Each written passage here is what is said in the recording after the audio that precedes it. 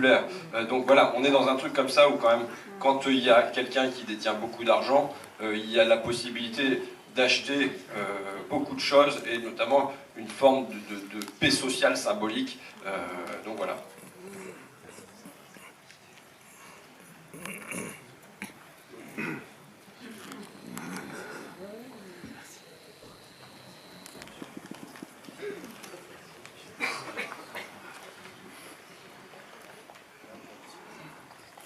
Ouais, bonsoir. Le gros bras là, de LVMH, il dit bien à un moment, il ne faut pas que ça s'ébruite, hein, parce que sinon les 200 autres qu'on a foutus à la porte, hein, ils vont venir réclamer la même chose.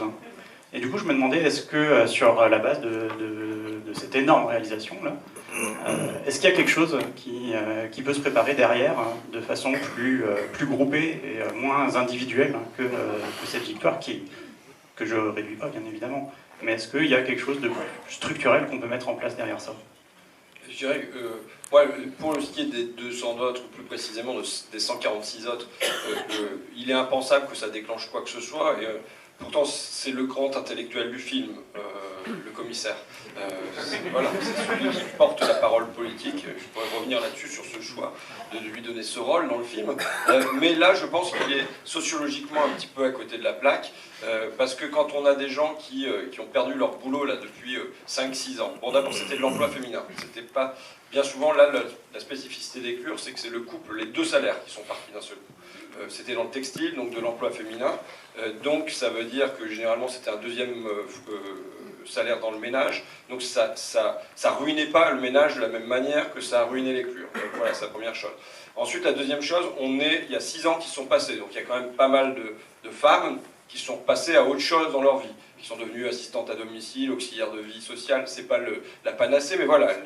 Et heureusement pour elles, elles ne sont pas restées enfermées sur le sort qui leur a été réservé 6 ans plus tard. Et ensuite, on est en zone rurale, donc sur un habitat éclaté.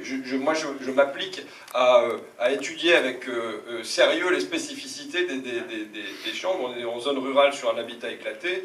Il va y avoir 15-20 km entre les salariés. Donc ça veut dire que c'est impensable de restructurer un groupe qui existait parce qu'il se retrouvait dans le même lieu. Et en plus, la personne qui fédérait ce groupe, à savoir Marie-Hélène Bourlard, elle a elle-même un emploi. Alors certes, quand elle sert d'assistante sociale en dernier recours, quand vraiment c'est la panade, mais on imagine mal passer ses journées à faire des allers-retours entre tout le monde pour reformer un groupe. Donc de toute façon, la question, elle se pose de faire quelque chose de plus gros. C'est avec vous que ça se pose. Est-ce que vous... et elle se pose pour les 8 millions de chômeurs non officiels de ce pays. Je dis pas que ça fait 8 millions de clus, il y a des situations qui sont moins dramatiques, mais là, j'étais dans la rue. J'ai 2 trucs. J'étais au journal Alsace 20, c'est ça, il y avait cette nouvelle. C'était à Rouffach. Donc vous connaissez Rouffach. Alors le nom de l'entreprise, je serais incapable de le prononcer à l'alsacienne. Peut-être que... Non, c'était pas ça, mais bon, il disait qu'il y avait eu 110 emplois de supprimés il y a 2-3 ans, que pourtant on leur avait demandé beaucoup d'efforts, et que là il allait y avoir à nouveau 130 emplois de supprimés, voilà, parce qu'ils coûtaient beaucoup plus cher que les Tchèques, et que c'était un problème de compétitivité. Bon, je veux dire, le scénario de mon film, vous l'avez, je sais pas combien de bornes c'est d'ici, Rouffach, mais vous avez le même scénario qui se déroule à côté de chez vous. Donc moi je pense que la question qui se pose, elle ne se pose pas pour les salariés spécifiquement de CCE, mais elle se pose plus aujourd'hui pour les salariés de Rouffach, encore que pour les 147 salariés de CCE. La question c'est aujourd'hui, et pour les futurs Rouffach, je sais bien que c'est pas le nom de l'entreprise, mais pour moi c'est plus facile à prononcer, pour les futurs Rouffach, qu'est-ce qu'on met en place dans ce pays? Pourquoi? Ça y est, je vais partir là. Non, parce que je fais un film où, si vous voulez, c'est un film qui est habité par la colère, mais la colère n'est pas toujours quelque chose d'inclusif. C'est-à-dire que si je viens déverser sur le spectateur de la colère, je vais l'exclure. Donc, je transforme ma colère en humour, mais c'est quand même de la colère.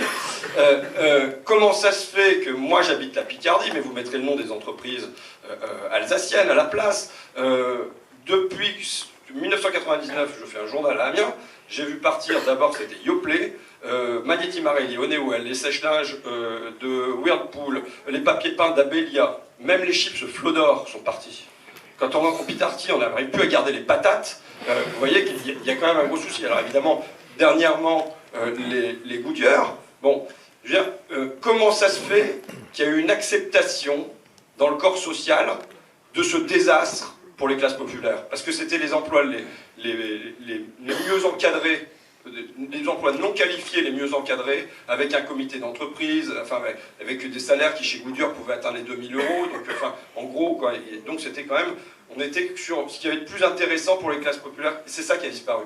Je veux dire, c'est un tsunami, et il n'y a eu aucune décision politique, il n'y a eu aucune réaction. Donc là, je veux dire, les élus, ils ont fait ce qu'ils font toujours, ils sont allés accompagner comme un cortège funèbre les salariés en disant leur solidarité. Mais on n'en a rien à foutre de la solidarité si elle ne débouche pas sur des lois, sur des actions, sur des choses comme ça. Donc voilà, la question elle se pose là, Rouffach, comment ça se fait qu'on tolère encore Rouffach? Et combien de Rouffach on va encore tolérer?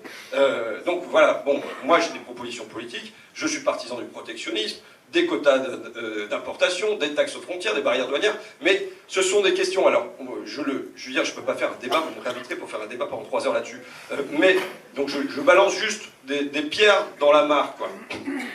La question, c'est comment ça se fait que ça n'a pas été posé au sein des partis de gauche et au sein des partis d'extrême gauche. Aussi, cette question, par exemple, là, on peut en rejeter cette hypothèse protectionniste, mais elle n'a même pas été discutée. Pourquoi elle n'a pas été discutée? Pour des raisons sociologiques, qui est en gros la composition des partis de gauche, des partis en général et des partis de gauche, avec une absence des couches populaires, des classes populaires de ces partis, et quand ils sont présents à ces partis, ils sont en bas, ils ne sont pas décisionnaires de la ligne de ces partis. Donc je pense que la structure sociologique des partis de gauche, elle a fait, alors Todd appelle ça, Emmanuel Todd appelle ça le passivisme des éduqués. C'est-à-dire quoi? C'est-à-dire que bon, l'oligarchie, elle a le programme que la mondialisation elle est heureuse, tout va bien, c'est super. Les classes populaires, elles ont compris ce qu'était c'était la mondialisation, c'est comme un rouleau compresseur qui leur est passé sur la tronche. Vous voyez, les clure, la mondialisation, vous pouvez leur dire qu'elle est heureuse, ça ne marchera pas. Bon, mais ça n'aurait pas tenu si jamais il n'y avait pas eu au milieu ce que Todd appelle le passivisme des éduqués. C'est-à-dire, moi j'appartiens à un petit bourgeoisie intellectuelle, il n'y a pas de problème avec ça, c'est pas une raison pour se flageller, mais mon métier, moi je disais, il y avait un prof qui me disait, ouais mais ton truc de protectionnisme quand même, est-ce que c'est pas un peu... Je disais, mais attends, toi, comme prof, est-ce qu'on t'a déjà dit que tu risquais, que tu étais plus cher qu'un prof tchèque, que tu étais plus cher qu'un prof roumain? Moi, je suis reporter, jamais, enfin, quand j'étais à la Bastille Suisse, je disais, jamais Mermet est venu me dire, attends, on a trouvé un reporter bulgare, il parle bien français, il a tout compris à la politique, mais je veux dire, si jamais il y avait cette menace qui pesait de manière constante sur les enseignants, sur les profs, sur les informaticiens, sur les graphistes, enfin, vous voyez, sur toute cette profession intermédiaire, la vie politique et la réponse à cette question des délocalisations, elle aurait été tranchée depuis bien longtemps. Donc voilà, il y a une des classes populaires qu'on a laissé souffrir, qu'on voit souffrir, on voit leur visage souffrant à l'image, mais il y a des causes sociologiques et politiques derrière ça, quoi. Alors là, à ce moment-ci du débat, je peux éventuellement citer le camarade Lénine. Tavarich, c'était l'objectif, il fallait en arriver là. Qui disait...